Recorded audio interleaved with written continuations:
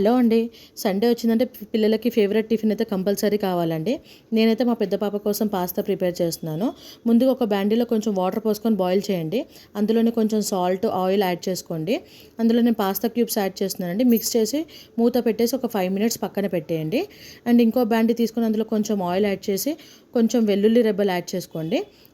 కొంచెం onion and tomato, green capsicum, red capsicum add చేస్తున్నానండి నేనైతే. మీకైతే ఆప్షన్ అండి, ఒక గ్రీన్ క్యాప్సికమ్ ఒకటి ఉన్నా కానీ యాడ్ చేసుకోవచ్చు. నా దగ్గర ఉంది కాబట్టి నేను యాడ్ చేస్తున్నాను.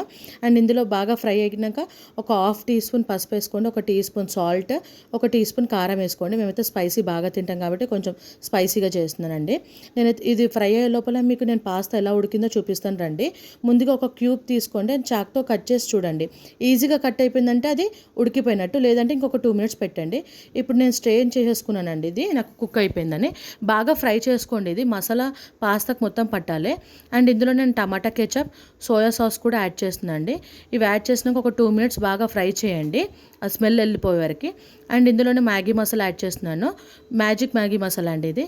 మన ఫైనల్గా అయితే పాస్తా రెడీ అయిపోయిందండి. ఒక 5 మినిట్స్ కుక్ చేసి తీసుకోండి. పాస్తా రెడీ అండి. సబ్స్క్రైబ్.